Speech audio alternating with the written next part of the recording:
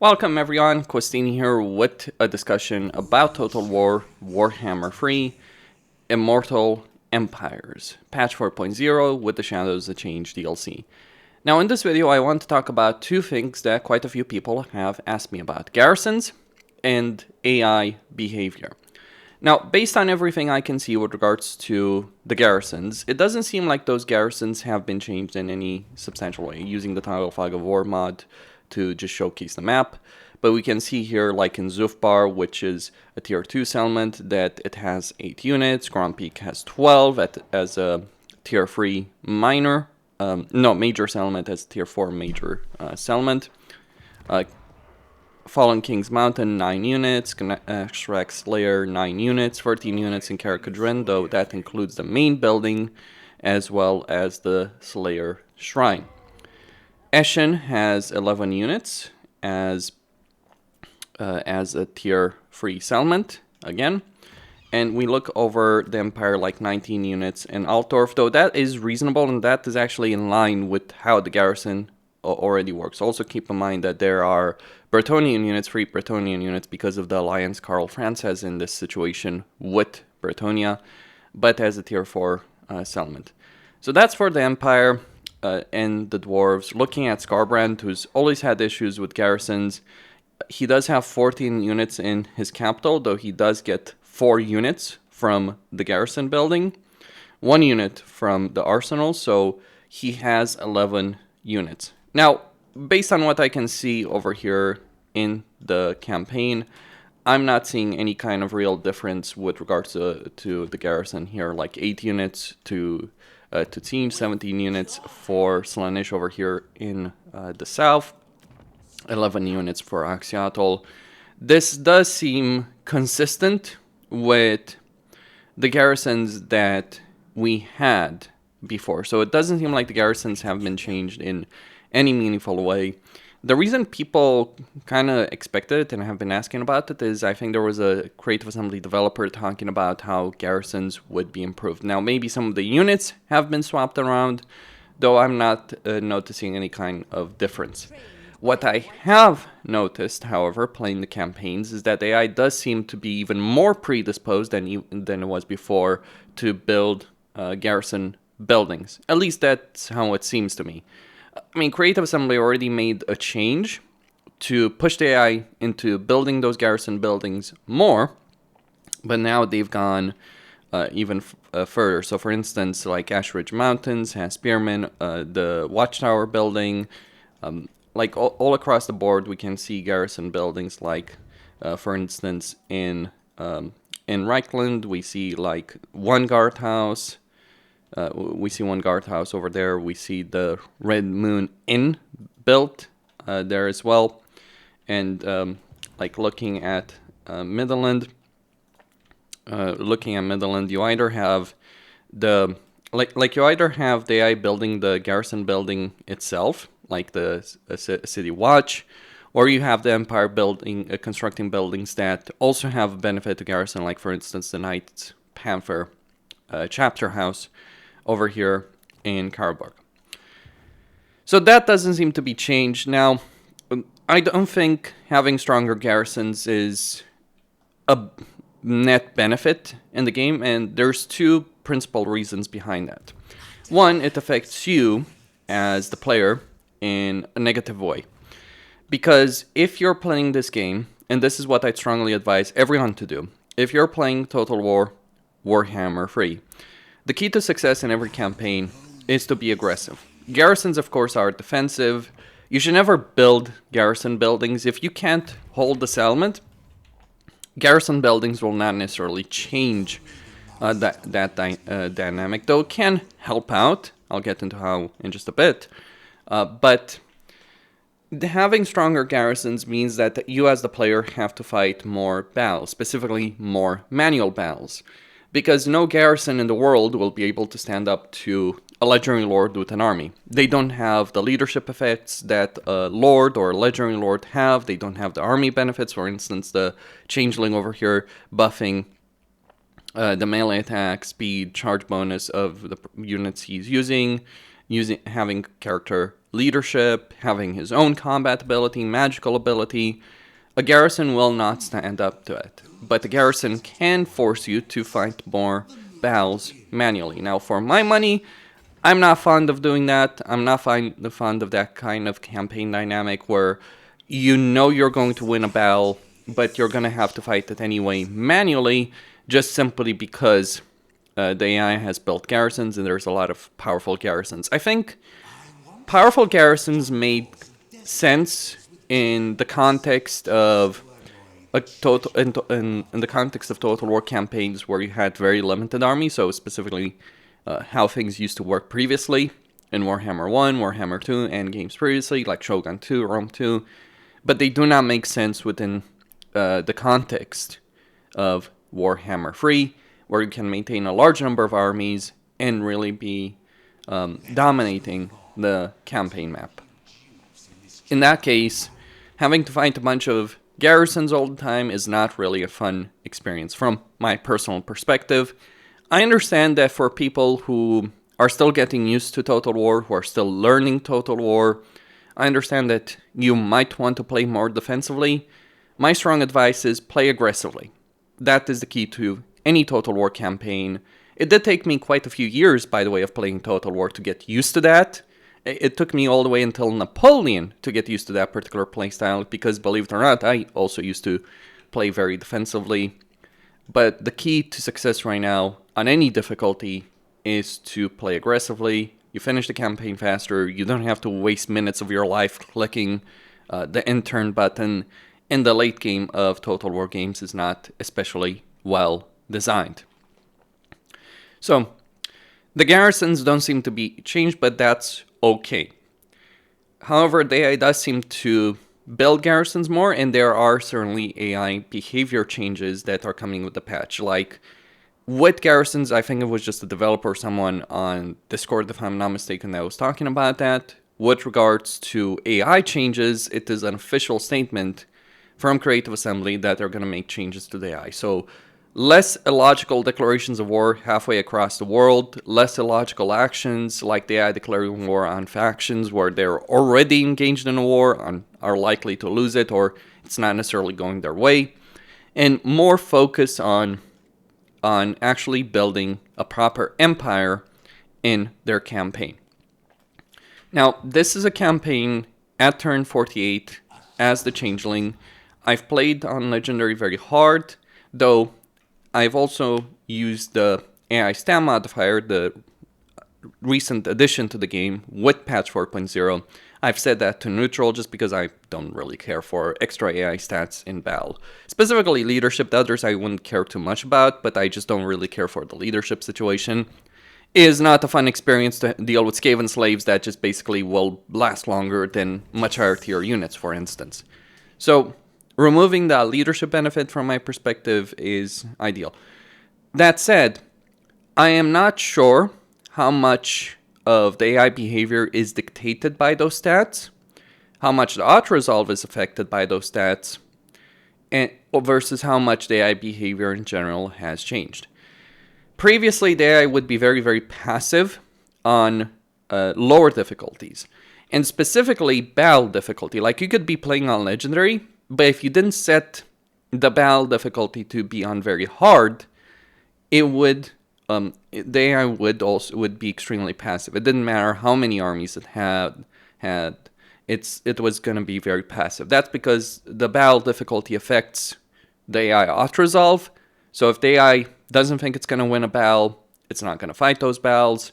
And you changing the battle difficulty, not playing out very hard, did certainly affect that. The AI aggression, how much territory they're willing to conquer, all that kind of stuff. Now, here's what I've noticed, and this is not the only campaign I've noticed it on, but the AI seems to be, in some cases, more logical, more sensible, building proper empires that can actually be defended. Like, you can look at Skarsnik over here.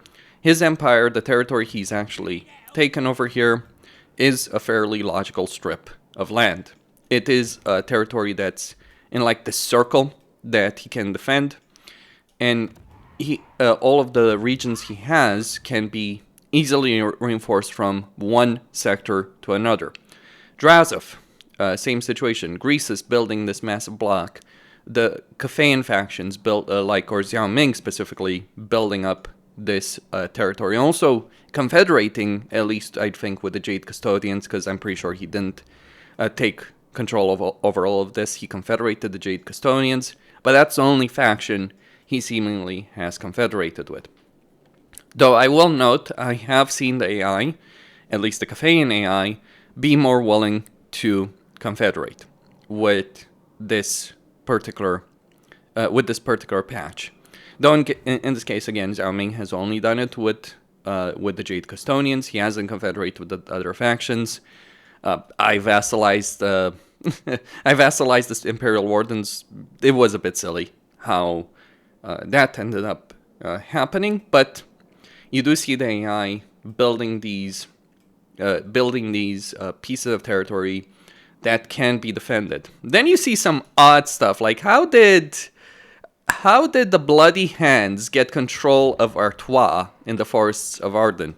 Like, Warzag, you've got some questions to answer with regards to that. It might have been the Skull Smashers that do start over here that took over the fort, took over Castle Artois. However, I am also seeing the AI being far more passive than it was before. Like, in many campaigns that I've played with this patch so far, for instance, Safri has survived a very, very long time. It used to be that Tyrion and Alariel would just conquer Safri and divide it between them. That is not happening, and you also see the Safri faction fielding basically 2 entire armies, or 2.5 stacks over here, almost, and not doing anything with them in this campaign. You see Tyrion taking some territory, you see Alariel taking territory, having the Sword of Cain, but you do see the AI in general being more passive than it was before. Like, Mazdamundi has barely accomplished anything, though on the flip side, Yan Bo has accomplished a lot. So it does seem that, like, any AI change will certainly favor certain races, certain factions more than others. Overall, I would say the Order Tide is back in business. Like, look at the Southlands, it's Volkmar, it's Rapance, it's Krokar, it's not Tenuan.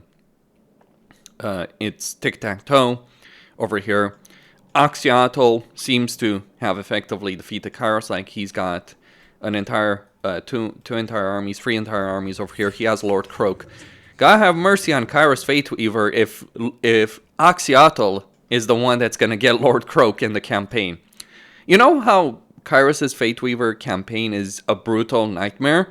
Imagine dealing with that, though it does seem that he's only gotten him recently, and I think the reason Axiatl getting them is because he's done the best out of the Lizardmen, with the exception of Nakai over here, who's also taken a fair amount of territory. But that's the reason I think that Axiatl ended up over there. Itza is gone.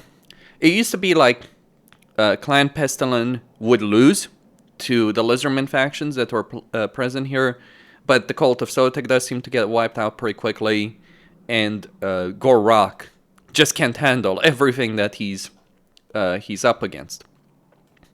Though it might also be that he ended up in a war with Marcus Wolfhard. Yan Bo wiped out Rakarth. That's a fairly impressive achievement, all things considered. Mazdamundi being very passive, although he did sneakily take out the Galleon's graveyard over here in this particular campaign. Malekith is dead. Grumbrindle has wiped him out, actually. Well, Grumbrindle and Katep most likely have wiped him out. But you do see massive AI empires being built, but you also see a lot of passive actions, like just AI armies sitting around, like Grimgor, for instance, has not accomplished all that much. Yes, he's wiped out the ogres in his initial province, he's wiped out the ogres in the nearby provinces, but he's basically lost a great deal to Kolic. It does seem like factions, AI factions that do benefit from being more passive and building up, like the Order factions in general, do benefit from the changes that Creative Assembly has made, whereas factions like Grimgor, the Greenskins, do tend to suffer as a result of it. Though, to be fair, it's mainly Grimgore that suffered. Azag is gone as well, though Azag does die generally because he ends up in a war with both Draika and Karakadrin. He can't handle both of them. Skarsnik succeeded. It's always a coin toss, though, with Skarsnik. Like, he can either succeed brilliantly, or the dwarves can wipe him out. And then you get the dwarf order tide being unleashed on the world. But it does feel like over here, like, Kolic is pushing Grimgore in a fairly significant fashion. Again, this entire campaign has been on Legendary very hard, and I have not modified these difficulty settings throughout this entire campaign. This is the result, and I've seen similar results in other campaigns I've played as well. One particular campaign as Mother Estancia, the main campaign that I've been playing as Mother Estancia over here, this 45-turn campaign, Mazdamudi didn't wipe out the ogres. Like, they just have the ogre camp, but he's not moving to wipe them out. So the AI behavior seems to be broken in some ways. A lot of more passive actions than there were before. And this is on the highest difficulty overall in the game, with the exception of the AI stats. It might be the AI stats modifier that's affecting the AI in some way, shape, or form. It might just be the willingness of the AI to build more garrisons than I've seen them do before, or it might be just a behavior or a combination of behavior that's leading to this. Like, there's some good from out of this. Like, I'm not gonna say it's a negative change, because it's not. The AI building empires, logical empires, not fighting you from halfway across the world is good, but we do see the AI being less willing. Like, what I'm seeing is the AI, like, let's say you're allied with an AI faction, and the AI would have to go for your territory to attack your common foes. The AI is not willing to do that. That's a problem. Like, look at Durfu over here. This is ridiculous. This is the insanity over here. Like, Durfu has 4 armies over here in this campaign, and he's basically doing nothing outside of his initial territory. He could wipe out Snitch over here, he could wipe out Wurzag, but the AI is unwilling to go for territory it doesn't control to attack another faction, in particular with this patch. And also the AI seems less willing to attack via the sea. Now, before it used to be ridiculous, because they would cover enormous distances to attack via the sea. That seems less likely, but does still happen. Like Tyrion, Be'lakor have done it over here, but it does happen far less frequently, at least from my perspective, than it used to. So there's absolutely some issues over here with regards to AI behavior. The biggest concern I do have is, like, you're allied with a faction, you've got a really powerful opponent, but that opponent, the AI has to go through your territory to attack them, and they will not. If they don't have a direct territorial link, they will not engage with that. Again, I don't know what the hell Wurzag is doing in the middle of the Empire, but that's just me. That's just me. Like, I'm bewildered by that. I do like what I'm seeing, though, overall, but it does seem like a new edition of the Order Tide has come into being in Total War Warhammer 3. Questine signing out. Don't forget to subscribe, like, and enable notifications, and stay tuned for more.